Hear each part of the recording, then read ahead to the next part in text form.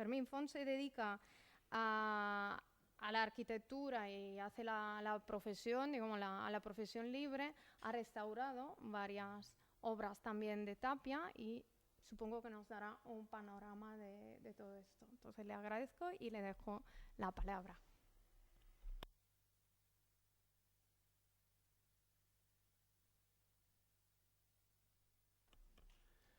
Hoy no voy a mostrar intervenciones, trabajos que haya hecho.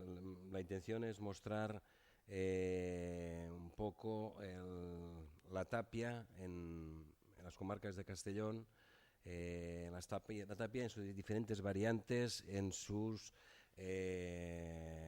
la tapia tradicional, la tapia, la edificación monumental, un poco para poner en valor y mostrar el hecho de que con esta técnica se ha construido mucho patrimonio edificado y bueno, desde hace unos años se habla mucho de Tapia. Hace 20 años no hablaba nadie, prácticamente nadie sabía lo que era, muy poquita gente. Cuando se hablaba de un castillo, pues siempre era un castillo de piedra, aquello de la Tapia, excepto algunos poquitos. Y de hecho todavía para mucha gente todo aquello que no es piedra no es castillo. Con lo cual nos encontramos muchas veces con problemas de interpretación de la gente que dicen, pues bueno, había un castillo de piedra y han hecho un castillo de hormigón. Ahora lo comentaba con un compañero hace poco y eso es una cosa que se repite con frecuencia porque los castillos musulmanes, excepto algunos pocos que mostraré aquí, la resta pues se han transformado de tal manera que la tapia, particularmente la tapia de tierra, no se encuentra salvo que se vaya a buscar en profundidad.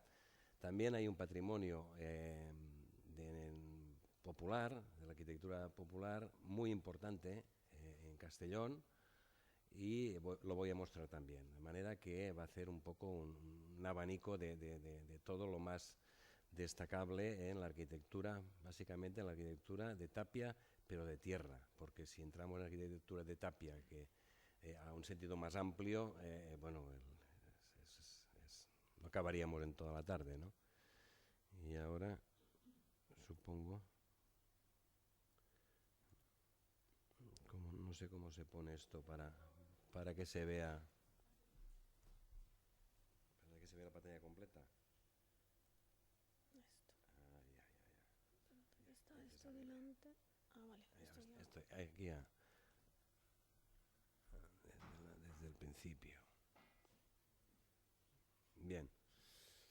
Bueno, aquí tenemos un poco lo que hemos comentado, la tapia tradicional, la tapia monumental.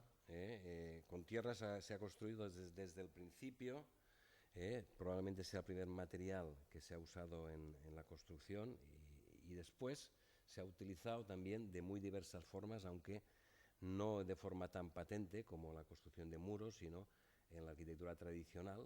Con barro se han unido las piedras y con barro se ha colocado debajo de las tejas para su asiento y para mejorar el aislamiento térmico. Con tierra edificada o con tierra excavada se ha construido siempre desde muy principio, y particularmente en países secos y cálidos, pues el patrimonio con tierra es especialmente extenso. Pero no únicamente en estos países existe tapia, sino también en países fríos y húmedos. El patrimonio de tierra es francamente importante en contra de lo que pudiera parecer, ¿no? En esto Camila y Fernando Vega han participado en un par de libros en los que se refleja la arquitectura de tierra en Europa, donde uno descubre la importancia que ha tenido la tierra en lugares no tan propicios aparentemente para construir con tierra, como pueden ser los lugares donde llueve poco y los lugares cálidos, ¿no? Con tierra se ha construido de muy diversas formas. y técnicas muy diversas. Aquí tenemos una de las técnicas más empleadas, puede que sea la que mejor se comporte ante los movimientos sísmicos. Es una forma esta de construir que se llama encestado en Castilla, Torchí en Francia, Taquezal en Chido, Bajareque en otros lugares. Esto es una imagen de Haití donde una mujer está preparando el barro para revestir esta, no sé, casi con el puntero mejor, para revestir esta pared que vemos ahí con un trenzado de cañas, una cosa así. Esto es una imagen de Nicaragua, también utilizando la tierra en los muros. Esto es una imagen en Haití. Aquí tenemos un señor muy satisfecho porque yo le pedí que si se quería sentar y le haría una foto. Acababa de pintar la casa en los periodos de seca. En Haití, como en muchos lugares, reparan las casas, lo revisten nuevamente y lo pintan. En este caso eran con arcillas naturales y con lo que resulta de machacar baterías de radiocasete y demás. Como no hay luz ahí, tienen muchas baterías, lo machacan y lo pintan con negro. El señor no se le ve la cara muy bien, pero realmente estaba súper satisfecho que un blanco admirase su trabajo y le felicitara, ¿no? Y posó muy, muy gustosamente. Esto es la técnica del adobe que conocéis en un proyecto de Nicaragua en el que tuve la ocasión de participar, de 200 viviendas que se construyeron después de un huracán, el huracán Mitch. Aquí están preparando los adobes y aquí los están colocando. No solamente con adobe se ha construido en diversos lugares del mundo. Esto es una imagen de Tierra de Campos, también en Castellón. Tenemos construcciones de adobe, particularmente en toda la zona de influencia del río Mijares. Hay una zona ahí donde ha escaseado siempre la piedra y donde se ha construido hasta hace unos 50 años o así, que se dejó de utilizar la tierra en la construcción de alquerías. Esto también es otra técnica de construir con tierra, que es el bloque de tierra comprimida, en Burkina Faso, haciendo Y esta es la técnica del tapial. Esta imagen tomada de un libro histórico que es Architecture de Terre. Aquí vemos unos señores apisonando en la técnica del tapial, que consiste pues simplemente en montar un encofrado y tierra humedecida, verterla dentro y apisonarlo. Una vez apisonada y rellenado el tapial, se desmonta y ya está, se continúa avanzando. Ya se volverá a la altura superior cuando se termine la edificación. Este es el tapial que es más usado en Castellón. Tengo aquí este pequeño tapial. Yo pediría que alguien, si quiere, eche la manita y lo montaremos en un momento. Y veréis cómo funcionaba esto.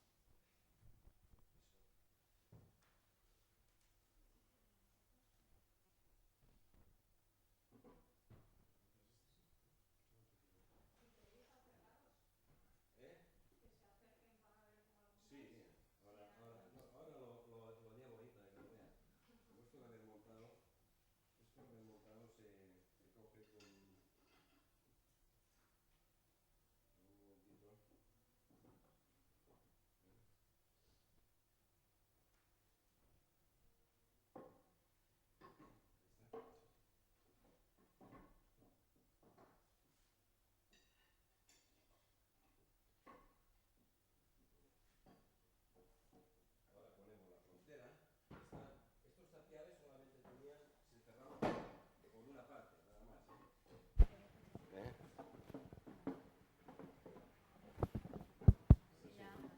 Esto ya empieza a funcionar.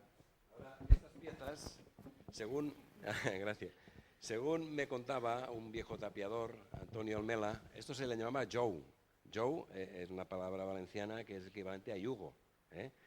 Cuando tuvimos que traducir el libro en castellano, porque la primera versión fue solamente en valenciano, no le encontramos un equivalente, no íbamos a poner yugo, ¿no? finalmente le dijimos agujas superiores, no sé si es muy... Estas son las agujas inferiores de hierro y estas pues las agujas superiores. No, el original es con 3 y además... Sí, esto es un modelito que me hice hace 25 años o así para hacer tapialitos, para practicar y el original lleva, es como aquello, veis ahí la curriola que lleva esa polea, con lo cual de abajo uno tiraba la polea y subía el material arriba. Como se hacía sin andamio, pues con este sistema un señor por ahí arriba, claro, esas condiciones de seguridad ahora no serían posibles, ¿no? Pero bueno, para entender cómo lo hacían, así era la cosa, ¿no? Ahora ponemos las cuñas o falcas.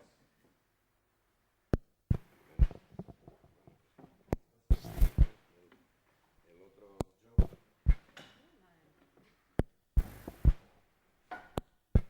Bueno, esto al segundo que se monta sale solo, ¿eh?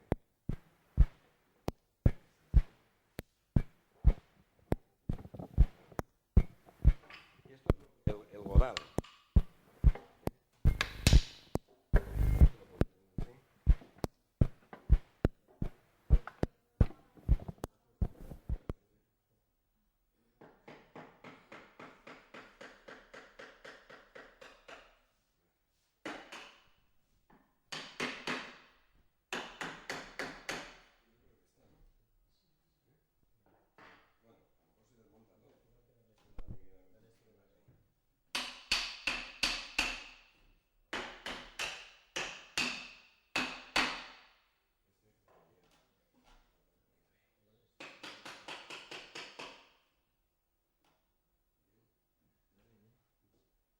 Bueno, pues este tapialito con el pisón de carrasca, es un pisón de verdad, potente, una pieza toda de carrasca que me la hicieron ahí. Entonces, de esta manera, yo creo que se puede.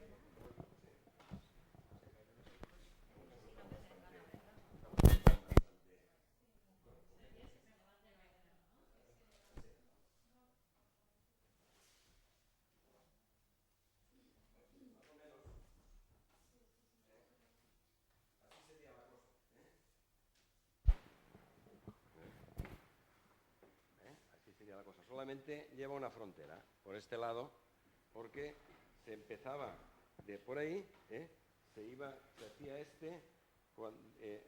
por aquí venía recto y aquí venía con un poquito de pendiente. Luego se giraba y ya se continuaba la parte.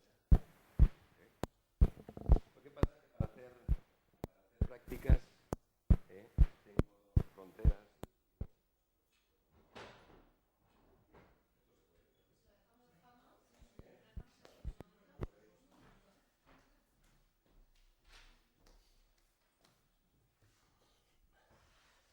Bueno, pues con este tapial o similar se levantaron muros de tapia o de tapial porque a efectos de terminología igual se utiliza el término tapial que el término de tapia.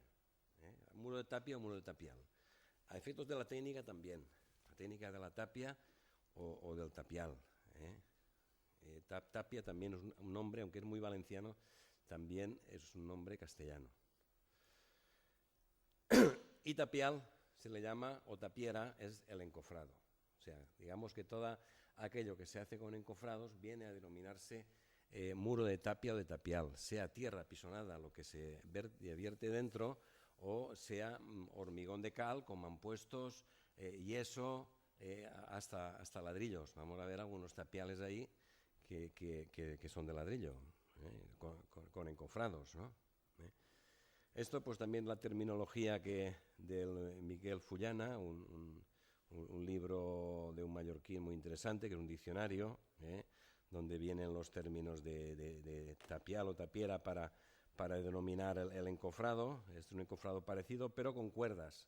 Estos de que llevan cuerdas son los que normalmente se utilizan en el norte de África, que se tensan, pero os puedo asegurar que este sistema es más robusto porque no se va, no se va. Bueno, he comentado que es tapia todo lo que se vierte dentro de un encofrado y se apisona o se ajusta y es con la técnica del moldeo. ¿eh? Puede ser la tapia, puede ser con tierra únicamente, como es esta, aunque he de decir que en Castellón con tierra únicamente no he visto ninguno. Estos son con tierra, pero las uniones entre los tapiales siempre llevan un lecho un hormigoncillo de cal, un mortero de cal, las uniones verticales y horizontales, y a veces un poquito en las esquinas. El resto es todo tierra apisonada y nada más. Simplemente esto es lo que... aquí tenemos una bella composición también de un tapial de tierra, la tapia calicostrada, es aquella que en el encofrado se echa un hormigón de cal, un mortero, contra el encofrado, el tiempo que se echa a la tierra se apisona y se consigue una íntima unión entre la costra, yo prefiero decir calicostrado que calicastrado, como dice alguno, porque eso de castrado, lo de costra me parece más apropiado, aunque parece que hay más gente que prefiere calicastrado, pero bueno, todo no tiene mayor importancia. Aquí tenemos que este muro ha aparecido una grieta vertical. Claro, esto es de una torre que está en la Vall d'Uixó, lleva 700 años sin cubierta, o 500, no lo sé, pero en cualquier caso son muchos años, y milagrosamente todavía está en pie. Que se haya separado y aparezca esta grieta, bueno, pues si solamente es eso, ahora con poquito se podría salvaguardar aquello. Esto es un tapial, y esto es una magnífica muestra de tapial calicostrado en Moixent, donde vemos, bueno, pues un paramento realmente potente, bien terminado, porque la cal, tal como se utilizaba antes, no la estamos utilizando ahora, por lo tanto no podemos sacar lo mismo. Yo tengo muy claro que el grado de humedad que debe tener la tierra y el grado de humedad que debe tener el calicostrado debe ser el mismo, si no mismo casi igual, pero actualmente eso no se puede hacer porque la cal no la usamos como la deberíamos de usar, no la dejamos un tiempo que repose con la arena y luego una vez reposado ir con un pico, romperla, repastarla, con lo cual tiene mucha más untuosidad y menos humedad que como se tiene que usar ahora. Ahora con los sacos se mezcla y ya está lista. Pues así no podemos conseguir lo que conseguían antes. Es el tapia valenciana, que es aquel que lleva ladrillos pues al exterior, ladrillos de forma irregular, más o menos regular, pero con bastante separados, con lo cual uno ve claramente que no es una fábrica de ladrillo, porque unas juntas de 10 centímetros entre ladrillos, pues no puede ser. Esto también es lo mismo, una tapia valenciana en Mascarell, y estos son unas tapias que yo no las conozco en Castellón, ni siquiera en el País Valenciano. No sé si en la parte de Ademuz habrá, que es la tapia de Brencar, muy vistosa, de la parte de Teruel, de la parte de Aragón y de la parte de La Mancha. Aquí vemos que una parte es cal, otra parte es yeso, estas medias lunetas. Y esto pues también otro tipo de tapia. Hay muchos tipos de tapia y no terminaríamos, pero he puesto aquí los más reconocibles, que esta es una estructura mixta de tapias y machones, estos en León. Y después, por así rapidito, ya que he dicho que tapia también es aquello que sean hormigones de cal, como han puesto, se meten dentro de un encofrado, también decimos que hay tapias sin tierra, es una forma de clasificarlas, de tapias donde es hormigón de cal, nada más. Otras han puestos con hormigón de cal, vemos claramente las juntas verticales, horizontales, las verticales, los tablones. Algunas tapias lo que pasa es que cuando se ha degradado mucho la superficie llega un punto en que uno no sabe si están hechas con encofrados o no. Hay que tener mucha experiencia para distinguirlo y muchas veces no se sabe. Pero aquí sí, aquí está clarísimo. Aquí vemos el mampuesto ligeramente retirado del paramento y las uniones, las juntas de las tablas, ¿no? Esto es un castillo de Cervera del Maestre, ahí vemos claramente lo que os comentaba en la parte... No sé si voy a manejarme más con esto. Sí, esta parte de aquí, esto es de mampostería, pero aquí esto ya es tapia. Y cuando desaparece el calicostrado, pues lo miras y no te lo acabas de creer, que es tapia, parece una mampostería, pero bueno, no lo es, no lo es. Tapias de yeso, esto es la torre de Villel, cerca de Teruel, se hizo, y esto es yeso en la parte de... ¿Se me oye bien si me alejo del micro? Se oye bien, ¿no? Esto es de la parte del Palancia, localidades como Soneja, Geldo o así, donde hay mucho yeso, y ahí en lugar de hormigón de cal, lo que se ponía era yeso.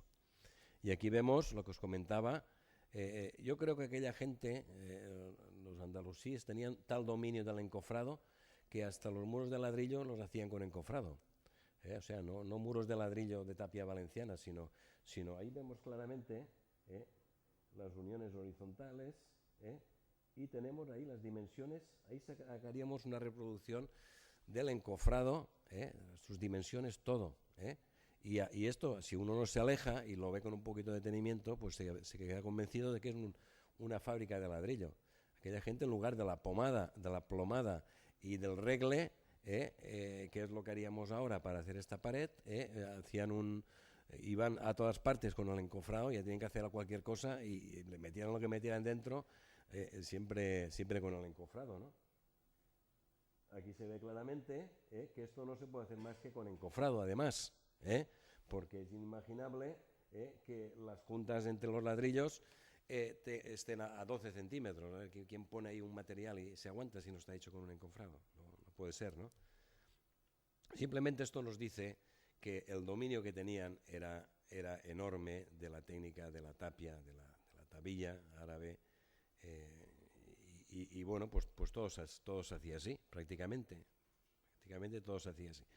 Así que bueno, pues en Castellón, en las comarcas de Castellón, vamos a ver un poco un repaso de lo más destacable que está claro que antes de los musulmanes ya se hacía tapia, se utilizaba la tierra, evidentemente, los íberos, aquí en este asentamiento de Oropesa la Bella, pues ya se encontraron restos de tapia en Roma, en la villa, no solamente en Ampuria, sino en la Vall d'Uixó, también, indiscutiblemente fueron en el periodo andalusí cuando el auge de la tapia experimentó pues la gran cantidad de edificaciones defensivas que se realizaron en ese largo periodo de la historia, porque claro, fue tan largo, y entre que vinieron almorávides, los almohades y el tal, que venían los cristianos, pues aquellos no paraban de edificar, y el patrimonio edificado pues es enorme. Esto es el castell de Xivert, este magnífico muro que cuando se habla de arquitectura andalusí en las comarcas de Castellón o País Valenciano, pues hay que nombrarlo. Xivert, que está situado... Vamos a ver algunos castillos andalusíes realizados con tapia de tierra. Ya he dicho que si hablamos de tapia en general, prácticamente yo creo que en todo se utilizó la tapia de tierra, porque en lugares donde dices, aquí no hay un pelín de tierra, bueno, pues también se utilizaba la tierra. No sé cómo la sacaban y si es que tenían el dominio o la costumbre de trabajar era... Y bueno, pues aquí tenemos Onda, este castillo, potente castillo, donde buena parte de este castillo está hecho con tapia de tierra calicostrada. Esto es la Alcazaba, el palacio que se excavó no hace mucho y se reconstruyeron algunos muros. En Oropesa, que era un castillo en el que intervine hace un par de años o tres, hemos hecho 2 intervenciones, sabíamos que había tapia debajo de los muros de mampostería, pero no sabíamos que había tanta, ni que realmente todo el castillo originariamente era de tapia de tierra, de manera que aquello que era una intervención pues de consolidar pues lo que nos salía de tapia, finalmente se convirtió en una intervención importante de restitución de volumen, pues a efectos de poder entender aquello que era, porque esta es una torre de tapia que en el interior no está calicostrada, el interior está sin calicostrado y exteriormente hay otro muro que también envuelve esta torre, también de tapia calicostrada, y exteriormente un muro de tierra, de mampostería. Y tenemos, pues en las excavaciones, pues encontramos pues muros de tapia de todo tipo. Encontramos, aquí le vamos este muro, le dimos otra tonalidad porque era de otro periodo constructivo. No seguían las hiladas la correspondencia con y bueno, pues de esa forma intentamos mostrar que no se hizo todo en el mismo momento y ligeramente se le dio otro. Y luego tenemos el Castellbell de Castelló, que es de todos los castillos, como que en el año 1230 y algo fue conquistado por Jaime I, y unos 20 años después fue abandonado porque se ocupó el llano en Castellón. Podemos pensar que de todos los castillos estos que estamos comentando, el que conserva más intacto a la herencia andalusí es el Castellbell de Castelló, porque en un periodo tan corto de tiempo pocas reformas se harían. Por lo tanto, las técnicas las vemos perfectamente en esta edificación, ¿no? Ahí tenemos todo tipo de tapias. Estas son de mampuestos con hormigones de cal, estos de tapia calicostrada. Bueno, pues hay de todo en este castillo. Y después la Vilabella, que también es un castillo que de momento no se ha intervenido, donde hay tapias andalusíes, hay tapias cristianas. Yo creo que esta es cristiana, probablemente el 14. Bueno, también tenemos murallas urbanas hechas con tapia calicostrada. Esto son las murallas de Vilarreal. En Vilarreal se construyen unas murallas de tierra a finales del 12, finales del 13 y principios del 14, de tapia calicostrada, que después en 1550 o así se reforzaron con un lienzo exterior también hecho de tapia, pero de tapia de mampuestos con hormigón de cal. Esto es lo que vemos actualmente. El muro de tapia está en el interior, ¿no? Moncófar también son ciudades que se construyeron, no existían en el periodo andalusí y se fueron de nueva planta, por así decirlo. Moncófar es el mismo caso. Aquí tenemos un lienzo de muro de tapia calicostrada. Y finalmente, entre los recintos amurallados, que es de Mascarell, se construyó en 1550 o así. Se creía que era anterior, pero está claro que es de ese periodo, que es junto con Morella los dos únicos recintos que están completamente, su trazado está completo, ¿no? En el País Valenciano no hay ninguno que sepa que esté más completo las estructuras murarias, ¿no? Es todo de tapia valenciana, es un recinto pues bastante bien conservado dentro de la puerta de acceso. Pero también hay edificación civil y religiosa.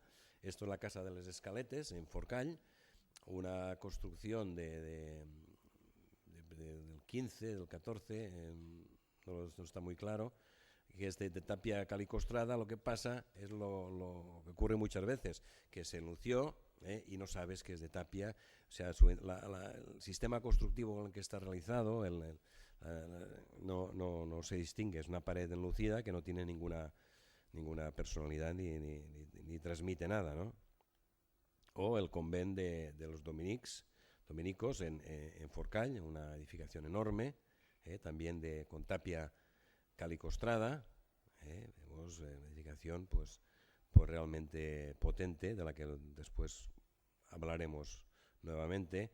En Xèrica, vemos que vamos tocando un poco todas las comarcas.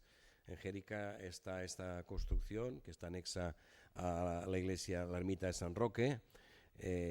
Su origen no está claro, dicen que sí es una mezquita. Parece también una edificación defensiva. Es una estructura de unos muros de unos 70 de ancho, de tapia calicostrada, pues en proceso de deterioro acelerado, pero todavía se ve el castillo de Geldo.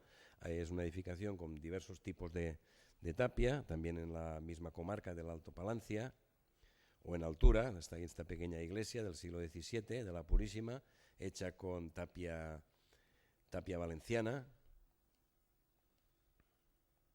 Y en Castellón tenemos diversas edificaciones de tapia. Esto es la alquería de Fadrell, donde había una alquería musulmana. Hay tapias musulmanas que en una intervención que se realizó se cubrieron. Yo todavía tengo las imágenes de las tapias andalusíes. Luego se hizo unas reformas en el 17, se hicieron con tapia valenciana, o la iglesia de San Agustín, en Castellón mismo, también vemos que es tapia valenciana, o en Villarreal, la iglesia del Carmen, realizada con tapia valenciana también. Y luego, en viviendas, y es más difícil localizar las viviendas hechas con tapia, porque únicamente cuando se derriban edificaciones, cuando hay renovación urbana, se ve en las medianeras que si son de tapia o cómo están constituidas. Esto es en Traiguera, una casa que tuve ocasión de trabajar, que es de tapia. Coves de Vinromà, en una zona también aparentemente poco propensa a que haya tapia, también hay edificaciones, o en el castillo de Villamalefa, en una pequeña localidad, o en Castellón. En Castellón, aquí vemos, pues bueno, esta imagen, aquí vemos lo que es la tapia. El Castellón medieval era de tapia de tierra. Y eso se ve, hay un estudio del historiador Manuel Rosas que realizó un estudio en el que iba observando todos los derribos que se producían en lo que era el recinto medieval de Castellón, y viendo que todas las casas eran de tapia. Esto pues ha desaparecido, se han renovado las fachadas, pero queda en las medianeras. Bueno, pero donde realmente encontramos ahora mismo una construcción con tapia en las viviendas de una manera bien patente, es en la comarca de Esports de Castellón. Aquella zona, una zona pues deprimida, muy aislada por las dificultades de acceso, se ha mantenido durante muchos años la construcción con tapia. Esa herencia andalusí allí ha pervivido hasta mediados de los años 50. Yo, la persona que os comentaba, que me estaba explicando cuáles eran las partes del tapial, cómo se construía en tapial, él me enseñó, él había construido con tapia, y tuve la suerte de poder recibir esa transmisión. Ese fue en realidad el único objetivo que me movió a mí y a mi compañero Pere Hidalgo a la hora de hacer este estudio. En aquel momento nadie hablaba de tapia. Yo empecé a conocer esto porque estuve en Avapalos en el 86, allá donde se inició un centro de investigación, pero por aquí esto era una isla completa, no había absolutamente nada. Y vi que este saber se iba a perder, y lo quise rescatar, pues sacando este libro y aprovechando todas las informaciones que me podía dar este señor, que ahora ya pues ya prácticamente no hay nadie que las pueda ofrecer. En Esports, en toda la parte que todos los municipios que están aquí por donde discurren los ríos Cantavieja y Bergantes, aquí tenemos una gran densidad de edificación con tapia. En pueblos como Forcall y la Todolella, el 60 al 70% de las casas están hechas con tapia, y se ve. En La Mata y Hortells el porcentaje es menor, pero también es elevado. Pero tenemos tapia por toda la comarca, en edificaciones aisladas, de todo tipo. Aquí tenemos pues esta imagen cerca de Zorita, con esta integración magnífica entre las edificaciones y el entorno, ¿no? Pues el material con el que se construye, el que se encuentra en los alrededores. Y tenemos allá estas edificaciones, vemos aquí tenemos planta baja, 2 alturas y el bajo cubierta. Tenemos ahí cuatro alturas. claro que hay que investigar para determinar qué resistencia tiene a las tapias que hacemos ahora, pero las tapias que hacían antes no les echaban ningún estabilizante ni nada, simplemente se apisonaban bien, y ya está. Esta casa puede tener perfectamente 150 años o 200 años, ¿no?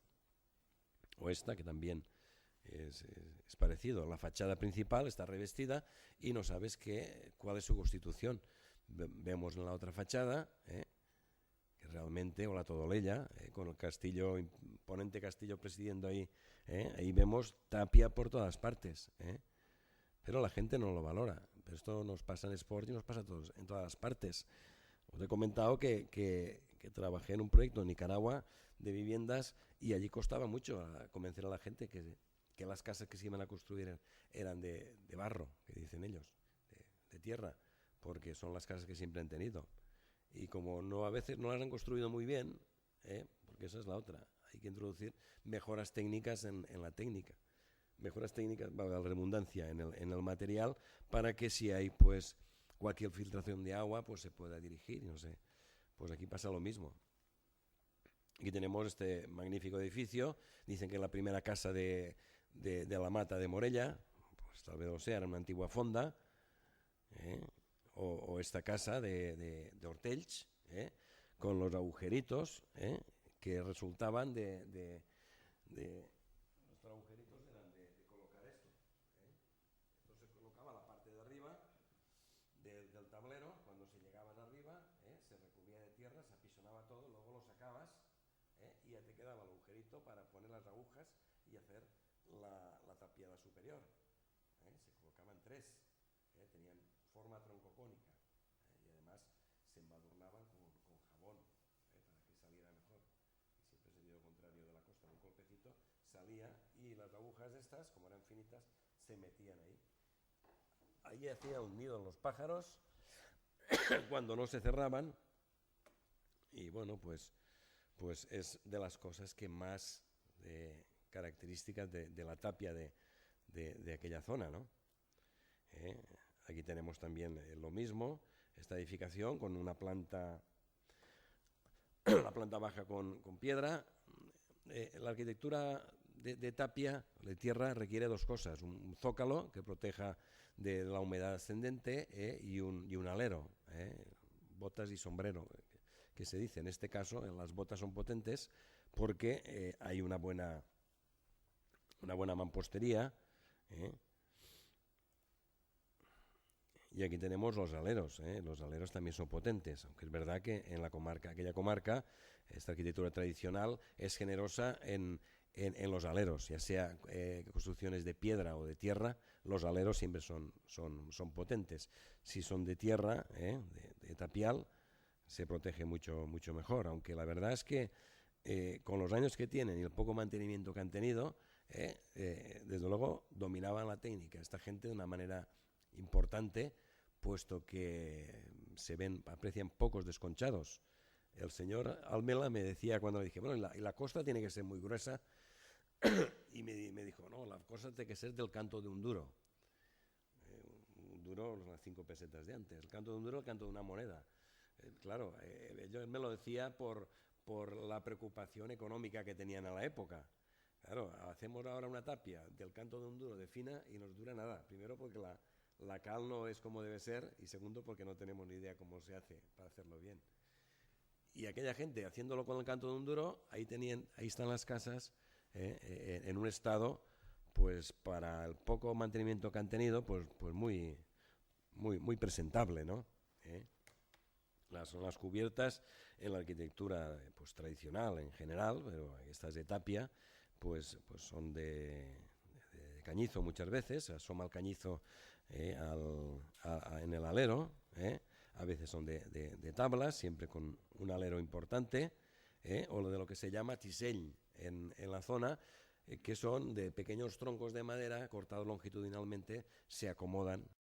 Probablemente sea el modo más primitivo, ¿no?, de las soluciones estas de cubierta.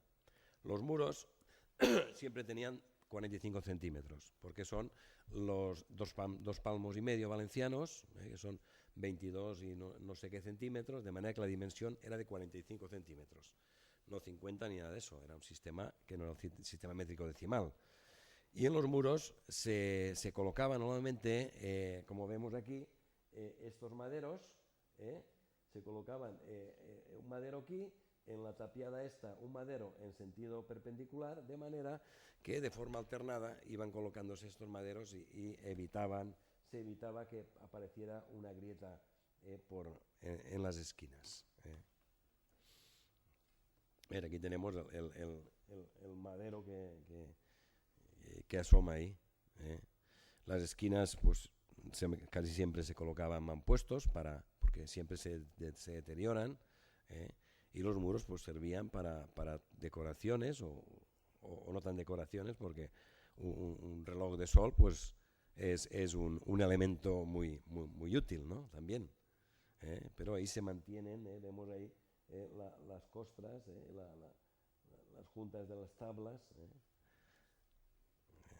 vemos pues esta cubierta potente, que requirió aquí un machón hecho con encofrados, pero que no era de tierra,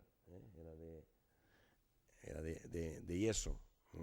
Soluciones ingeniosas como tirantes ante unos muros que se abren, los huecos siempre pequeños, sobre todo los que dan al norte, las tabiquerías con varios sistemas, con cañizo, la talla también pues con cañizo. El cañizo realmente es la caña es uno de los materiales más valiosos. Se ha utilizado en infinidad de usos, usos agrícolas, en la construcción. Realmente el cañizo es una maravilla, ¿no? Las posibilidades que ofrece. Aquí resulta pues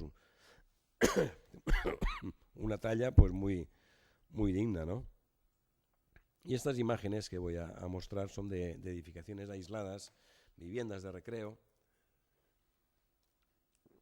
algunas como esta, de gente pudiente. De hecho tenían ahí una portalada ahí, de lo más impresionante. Esta edificación pues en un estado ya pues bastante malo, es una edificación pues de cierta altura, una vivienda aislada, en la comarca de Esports, es la comarca de Esports. Aquí tenemos otra vivienda. Realmente es una arquitectura valiosísima la que hay en la comarca esta. Ya edificaciones ya de otro nivel. Es una edificación rehabilitada. Estos pajares, también pues con más pajares. Estos todos son de tierra sin calicostrar, un antiguo molino. Aquí tenemos hasta una fábrica. Esto está a los pies de La Balma, en Sorita. Años después, esto es una foto del año 90. En 2009 regresé a este lugar y me encontré esto. Se ve que el propietario de esta fábrica decidió retirar las tejas, la retiró, y esta edificación pues está pues en este estado. Estaba hace como 5 años. Probablemente la tierra aguanta mucho más de lo que parece. Probablemente está en un estado parecido ahora mismo, pero desde luego está ya próximo a desaparecer, ¿no? Una cosa similar le ha pasado al convent de los dominicos en Forcall, esta edificación con 3.000 metros cuadrados construidos, de 3 alturas, una edificación impresionante. Y, tuve la ocasión de hacer un estudio con un arquitecto para hacer un hotel. Finalmente pues no se hizo, y lamentablemente no se hizo porque hace menos de un año esto es lo que ha ocurrido. Una filtración de agua durante años de abandono ha hecho pues que se caiga el convento, este convento de principios del 17, una maravilla. Probablemente en el País Valenciano la edificación de Tapia, edificación civil más grande de Tapia, la hemos perdido por falta de valorar esta arquitectura, por muchas cosas. bueno, pues tapia se sigue haciendo ahora. Seguimos haciendo tapia en Castellón, a título ya más un poco experimental, haciendo nuestras tapias policromadas, nuestras tapias valencianas, con intención de integrarlos en edificaciones modernas, con estas cositas, para finalmente hacer unos muros en un chalet que estamos construyendo en Oropesa, que todavía no tengo imágenes para que se vean, pero bueno, esto es una esperanza para que la tapia no solamente sea, y ya es muy importante que lo sea, ¿no?, un valor histórico, una reliquia, ya es importante porque es nuestra historia, es parte de nuestra cultura y no podemos perderlo, pero también el hecho de construir actualmente con tapia también es verdaderamente interesante. Y bueno, pues disculpad que ya no me quedaba casi gasolina y he tenido que ir un poquito más a prisa. Si hay cualquier pregunta, os la atiendo gustosamente.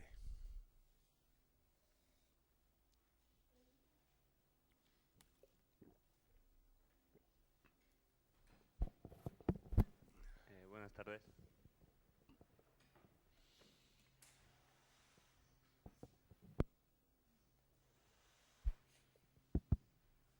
Buenas tardes.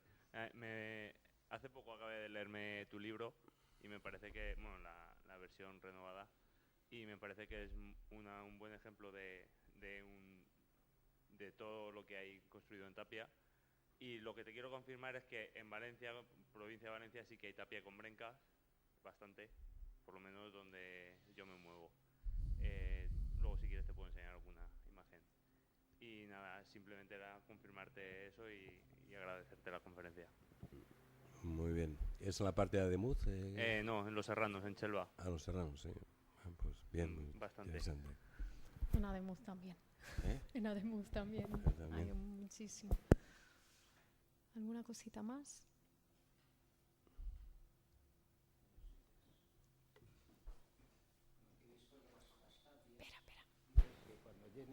El micrófono. Cuando tiene esas verdugadas horizontales simplemente, que parece que pueden ser de yeso, pueden ser de mortero, no sé si lo has dicho exactamente, en realidad las tapias, como la construcción en tapias era de tipo lineal, lo que hacían, lo tengo documentado con documentos, lo que hacían es que cada vez que terminaban la jornada, tapaban la tapia. La tapaban con mortero, porque no sabían cuándo iban a volver a poner la tapia superior. Y por eso nos aparece en algunos sitios esa especie de verdugada de mortero. Lo tenéis muy claro en la sección que podéis ver en las torres de Cuarte. Si miráis la sección de la tapia que está junto a la escalera, se ve perfectamente. Esas no son verdugadas, pues no son de la... son la tapaban. Podían volver al cabo de una semana, al cabo de 15 días, con la tapia degradado. Entonces, eso es lo que en principio aparece. Luego vendrán las verdugadas, uno de ellos, o sea, que es para repartir cargas. Pero ese detalle en Valencia lo podéis ver. Os acercáis a las torres de Cuarte, la sección que pegadiza a las escaleras de subida, veis perfectamente que las tapialadas están protegidas. ¿Te refieres cuando he hablado de la tapia de tierra que tiene, como en las uniones, tiene mortero? ¿Te refieres a esa parte? Cuando he comentado eso. ¿Sí? Se refiere a eso. Si te refieres cuando he hablado de las tapias de tierra, que he dicho que siempre había ese mortero. Bueno, yo, en fin. Sí, pero yo ahí... yo no lo dudo que en algunos casos se pudiese terminar con una capa de mortero, pero lo que no veo muy claro es lo siguiente. Esta capa de mortero es bastante fina Yo creo que en general esa capa de mortero se echaba cuando ibas a echar nuevamente la tierra sobre la tapiada inferior, y se echaba el mortero en húmedo, y seguidamente se extendía seguidamente la tierra, porque lo que yo pienso es que si una capa es de mortero y es más o menos fina, si está ya seca, cuando echas tierra encima y empiezas a pisonar, fácilmente se puede disgregar.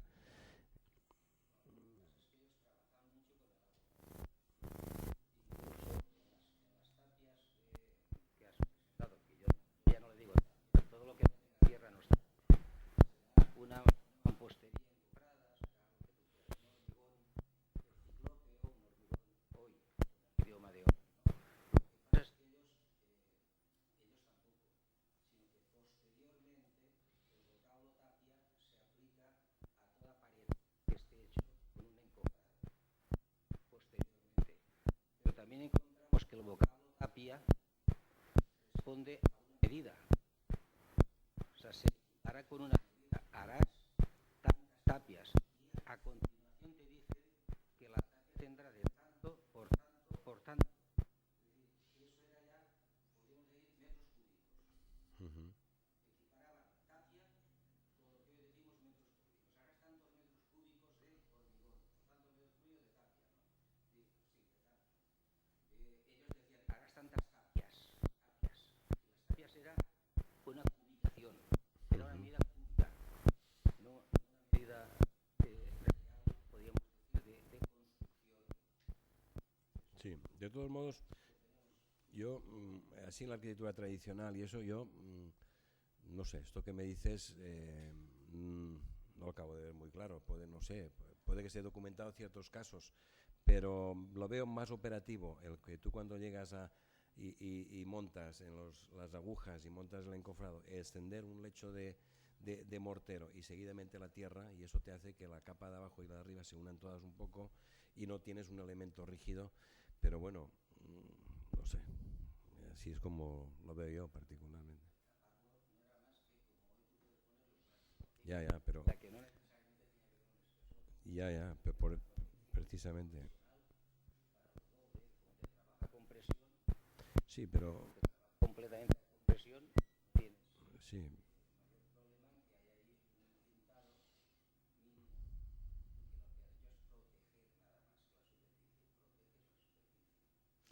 Lo que pasa que, si me permitís, yo he visto casos, por ejemplo, de arquitectura tradicional, ya no de arquitectura monumental, en que cada junta tiene el mortero. Entonces, no es que cada junta se proteja para devolver al día siguiente, porque no hacían una tapia sola en un día, hacían más de una. Y sin embargo, entre tapia y tapia hay mortero, y hay mortero de cal, hay mortero de yeso, dependiendo de la zona, en vertical y en horizontal. Sí, sí. Entonces, yo por lo menos tengo más la sensación, o la interpretación mía es una manera de proteger también aquel punto de contacto entre dos tapias donde podía entrar agua, podía erosionarse y demás, con lo cual también es una manera de hacer casi un rejuntado, pero dentro de la obra. No es un rejuntado, es ya una junta que pones para proteger un punto en concreto. Yo eso te lo digo porque a veces te encuentras tapias relativamente pequeñas, que no es que entre un día y otro, yo creo que se hacían seguidas, pero poniendo un mortero entre una y otra. Sí, pero encuentras la junta tanto en horizontal como en vertical. Pero es que tienes hasta en horizontal el mortero. O sea, te puedo mandar fotografías. Aquí no se ve, pero... Aquí también se ve. Mira, Ahí también se ve. Otra. Tú haces las... Ahí tienes un corte. Ese corte puede ser, como me lo han dicho, inclinado. Ahí lo vemos mínimamente inclinado. Es un remate de tapia. Cuando haces la siguiente, vas a tope contra él. Vas a tope contra él, la tapia más o menos está trabada, inmediatamente puedes... Yo tengo la impresión... Era un tablero, ¿no? Un rollizo en medio para hacer un hueco. Y evidentemente, claro, tienes una unión, un rollizo, en ese punto te lo puedes encontrar que te hace un hueco para que encastre una tapia con la otra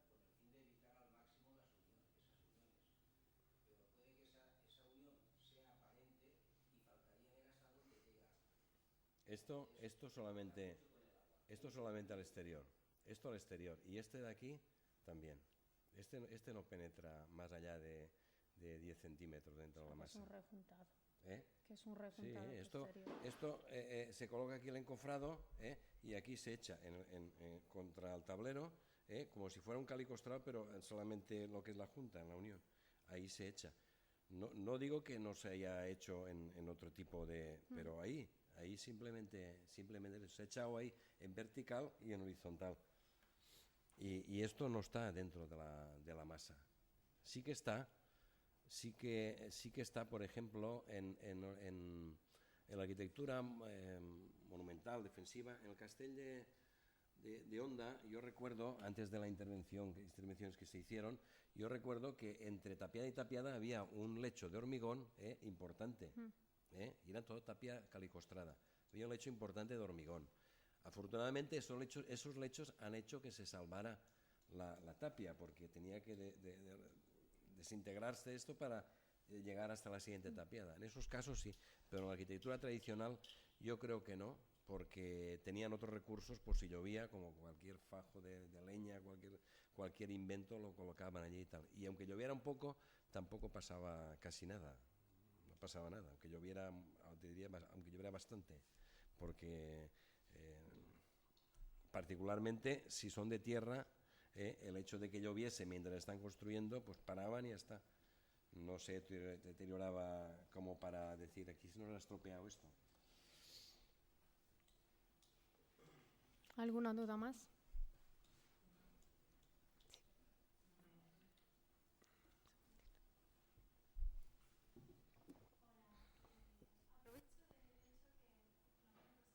Eres una de que han... Yo no te oigo.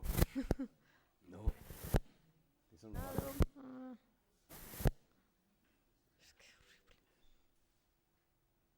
No funciona. No, el problema es que si no utilizamos el micrófono no se graba la pregunta.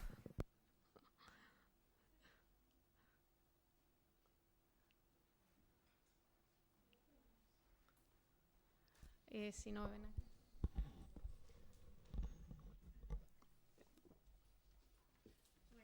Hola. Nada, una preguntita muy rápida. Conozco pocas personas que han construido con tapia valenciana, que han hecho experimentos ex novo, digamos, en tapia valenciana. Y tengo una duda desde unos años que, bueno, estoy con el tema. Es relativa al rol que tienen los ladrillos en la tapia valenciana. ¿Son de refuerzo? Tú que has realmente pues tocado con mano tapia valenciana, no solo histórica, sino nueva. ¿Crees que pueden tener también otras funciones de cara al mantenimiento del muro? No sé. Es un poco así una pregunta tal vez un poco amplia. Hombre, pero... creo que son un refuerzo del paramento, ¿no? Para la preservación del paramento. En la medida que el ladrillo casi siempre se colocaban a soga, y cuando se ven a tizón, en realidad es casi siempre medio ladrillo, porque yo creo que usaban los ladrillos que tenían rotos por ahí. Y esto tienes por una parte que aunque sea medio ladrillo colocado soga, pues son 14 centímetros o algo así, que es un material rígido que conecta al exterior en la masa de tierra, ¿no? Y ahí está la tierra apisonada, por debajo, por arriba, y encima el calicostrado, bueno, realmente es un refuerzo. De hecho, no sé, cantidad de edificaciones por ahí que está impecable la tapia. Y algunas pues, iglesias más o menos se habrán reparado así, pero hay castillos en los que hemos visto, ahí están y ahí aguantan. Realmente es una unión muy potente. O sea, tú lo consideras como conexión, ¿no? Sí. Entre la costra y el núcleo. Sí. Y Parte de la conexión es que como ponían el ladrillo pegado al tablero, le ponían inmediatamente al mortero en ese punto encima del ladrillo. Cuando vibraban, cuando apretaban, al vibrar, por eso vemos que ese ladrillo está rehundido, porque lo que ha hecho es un doble movimiento con la vibración. El ladrillo está contra el tablero inicialmente, pero cuando vibra tropieza y se vuelve. Y entonces el mortero ocupa ese espacio. Por Ujú. el ladrillo, la junta está saliente en vez de estar al revés, Mm. está dejando, porque el ladrillo tropieza contra a la vibración, tropieza contra el tablero y se vuelve hacia atrás. En ese momento, el mortero, que está muy fluido, ocupa el espacio y se queda el ladrillo visto pero rehundido.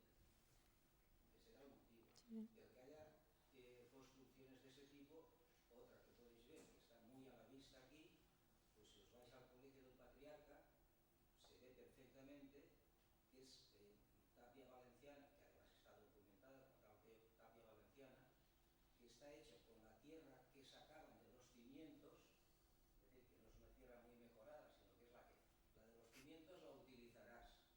Y el ladrillo es todo reutilizado. Prácticamente todo el ladrillo que se está poniendo en la tapia valenciana es reutilizado. La tierra... Son trozos de ladrillo que los ponen allí y el motivo es ese, que al vibrar el mortero ocupa el espacio, Sí. ese ir y volver ocupa ese espacio y se queda la punta, se queda la intemperie. Evidentemente se te queda un paramento que es mortero y ladrillo, fábrica de ladrillo, podríamos decir. Entonces protege totalmente la superficie interior. Sí. No, la tierra, por lo que has comentado, la tierra, toda tierra era buena para construir, menos aquella que fuese orgánica. Yo creo que no desperdiciaban nada. Y a veces ves que bueno, pues por ejemplo en Oropesa la tierra es de muy mala calidad, el apisonado es de muy mala calidad. Entonces, pues supongo que no quedaría tampoco nada así de tierra, pero yo creo que no se calentaba mucho la cabeza. Si no era muy buena, da igual. Esa. El documento que tienes de la tapia de Mascarell, Mm. el documento te está poniendo que utilizará el ladrillo o la piedra que encuentren por allí. Mm. Te lo pone así expresamente. Sí, ahí está. Que pueden utilizar en la tapia el ladrillo o la piedra que encuentren. La piedra es la de los campos que hay alrededor. Bueno, primero, creo que es muy positivo esta revalorización que haces de las técnicas tradicionales dentro de que forma parte de la revalorización de la construcción como soporte de la arquitectura, que si no, no existiría la arquitectura.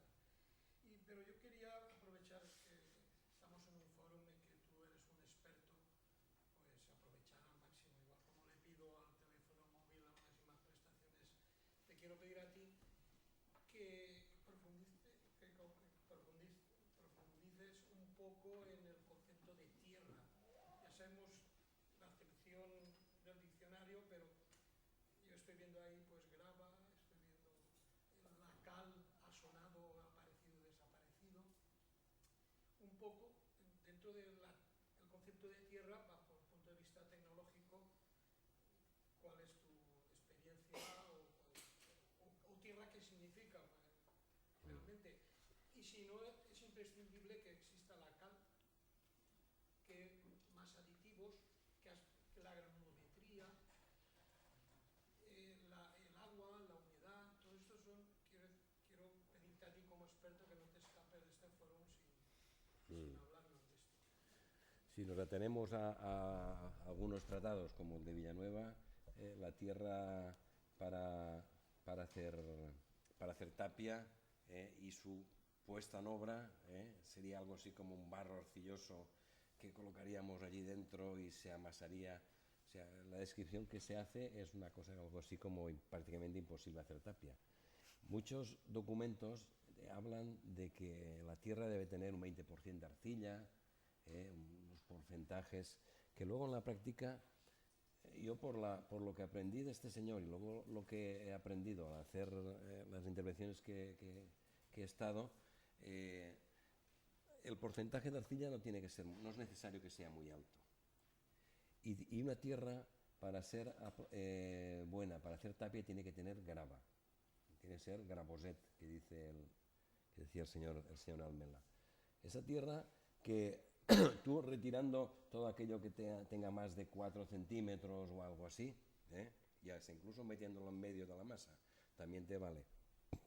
Otra cosa son las teorías de la curva de Fuller, sí, de todo esto, ¿no? Que todo esto, claro, pues no sé, algún día se construirán tapias con esos ingredientes, ¿no? Con esas dosificaciones. Pero la tierra no necesita mucha arcilla, no te sabía decir cuánta, porque está en función de que haya limos, del tipo de arcilla también, pero yo creo que habida cuenta de la diversidad de tierras que hay, de la diversidad de arcillas que hay, de la infinidad de porcentajes que pueden haber entre arcilla, limo, arena y grava, mientras no haya estudios más en profundidad de una tierra determinada, la tierra tiene que tener un poco el hecho de la experiencia, te va a indicar un poco si esa tierra es apropiada o no. Casi todas lo son, es raro que haya una tierra que no lo sea. Yo qué haría si tuviese que hacer una obra de cierta envergadura, pues hacer un análisis de la tierra y ver si tiene materia orgánica, si tiene poca arcilla, aunque eso ya por un poco al tocarla ya te das cuenta.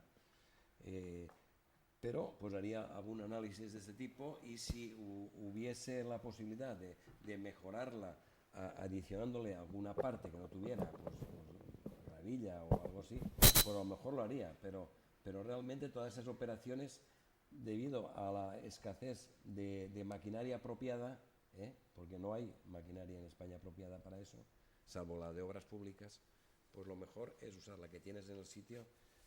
Si tienes que estabilizarla, por añadirle cal o añadirle cemento, dependiendo de lo que te diga un laboratorio o de la cantidad de arcilla que tenga, y poco más. Yo resumiré, casi todas sirve. Y además, recuerdo en unos análisis que hicimos en el Castellbell, las primeras probetas que me hicieron resistían 0,5 kilos centímetro cuadrado. Pero es que, claro, el del laboratorio lo que hacía era hacer la probeta y romperla. Y digo, hombre, déjalo que seque. O sea, que estaban aquellos. Claro, luego ya lo hicieron bien. Y era una tierra que aparentemente no era muy buena, pero ya me dio 50 kilos centímetro cuadrado, sin ninguna esterilización ni nada. O sea, pues, sin cal ni nada. Solo tierra. Y el del laboratorio se quedó maravillado. Digo, hostia, ¿esto cómo puede ser? Sí. Si le añades cal o cemento, pero bueno, la verdad es que esa no es para mí una gran preocupación, saber si resiste 60 o 70 kilos. Lo más importante es estar seguro de que está bien apisonada, si está calicostrada, que está bien colocado calicostrado, porque hablamos de unos espesores de muro tan grandes, y bueno, ya, si hablamos de castillos, pues simplemente para mí determinar la existencia que tiene el muro construido es a efectos de tener una metodología de control del trabajo realizado por los albañiles. Yo lo que hago es que llamo al laboratorio, van allí con un aparato, miden el grado de compactación que ha alcanzado, lo comparan con las gráficas del laboratorio que se ha hecho, y esto me va muy bien para saber que la empresa, que no pueden hacer lo que quieran, porque claro, no es lo mismo. Una tapia calicostrada puede quedar muy bonita, pero tú no sabes dentro qué pasa. Yo recuerdo cuando fui a ver el castell de Novelda, me quedé espantado de ver lo que había pasado allí, ¿no? Y en ese castillo yo estuve en el año 92, que me llamó el aparejador para que le orientaran alguna cosa. Le conté lo que pude, pero en aquel momento no había nadie que supiera construir mínimamente con tapia. Y la empresa, no sé qué hizo allí, pero bueno, estimó, no apisonaron y aquello se cae todo. Yo lo que pretendo, tanto con la calidad de la tierra como con la ejecución, sobre todo con la ejecución, es tener un sistema de control para que yo me pueda ir y no estar siempre allí delante. No sé si te he respondido, te he hablado mucho, pero a lo mejor...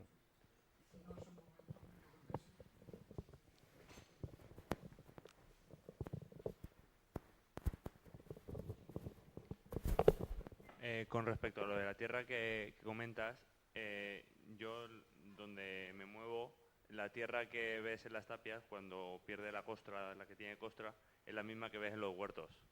La misma, es el mismo. Si coges un puñado de una tapia y coges la del huerto de al lado, el color es el mismo, la textura es la misma, el tacto es el mismo. Entonces, principalmente, creo que en la arquitectura doméstica, que es donde yo me estoy moviendo más, utilizaban el material que tenían más a mano, y era el de, pues lo que he comentado, lo que sacaban del cimiento lo colocaban en las paredes, lo que sacaban de la excavación. Entonces, es más la puesta en obra o la ejecución de la propia tapia que no la propia tierra lo que le da la resistencia al sistema constructivo, creo yo. Sí, pero la tierra te facilita mucho, porque hay tierras que tienen un índice de plasticidad, pues no sé si muy alto o muy bajo, ahora mismo no lo sé. Estas que añadiéndole un pelín más de agua se pasa. Entonces hay tierras que el margen es mayor, entonces puedes echarle un poquito más de agua o menos y trabajas a gusto. Hay algunas que echan un poquito más y aquello se convierte en una que ya no puedes. Esa tierra roja que suele pasar a veces suele tener mucha arcilla. No, mejor esa no, porque hay de rojas que son totalmente distintas. Pero te lo digo porque son un poco las dos cosas. Pero un buen muro lo puedes sacar si lo apisonas bien y lo haces bien. Te va a costar más si la tierra tiene esa problemática que si es más estable, ¿no? Pero igual va. Son un poco arcillosas las tierras, entonces creo que también es una ventaja en ese aspecto. Hombre, la tierra arcillosa sí, pero a veces se pega mucho al pisón y eso es un poco de engorro. Y se contrae mucho. No, pero las que yo conozco no son arcillosas, tienen poca arcilla, entonces... Ya. Si se me permite una experiencia personal de ensayos de compactación, nosotros realizábamos un ensayo con una mezcla de granulometría de tierras, y entonces se iba incorporando, siempre con un método de utilizar siempre el mismo pisón desde una altura, se iba incorporando porcentaje de agua. Y entonces la compactación iba subiendo, llegaba a un punto, ibas poniendo más agua y iba bajando. Era una especie de campana de Gauss que nos daba la humedad óptima para esa composición granulométrica. Luego hacíamos otras. Y entonces teníamos una serie de valores máximos a alcanzar, es decir, la humedad siempre se regulaba, tenía un máximo y un mínimo, por lo cual había que tener un control de la humedad que tenía la muestra, la granulometría de tierras y arenas, ya tenía la humedad, y entonces había que incorporarle un porcentaje, pero no partíamos de cero, sino que ya tenía una humedad ambiental.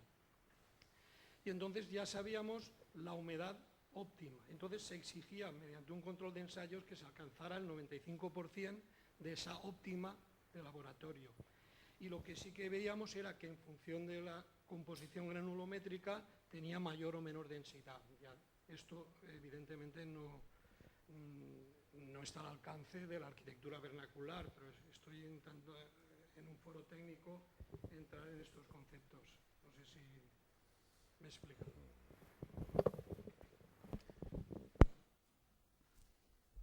¿Algún tema más? Yo lo que he querido en la charla de hoy es poner un poco en valor toda esta arquitectura, no la monumental, que es atendida por lo general, pero sí la arquitectura tradicional.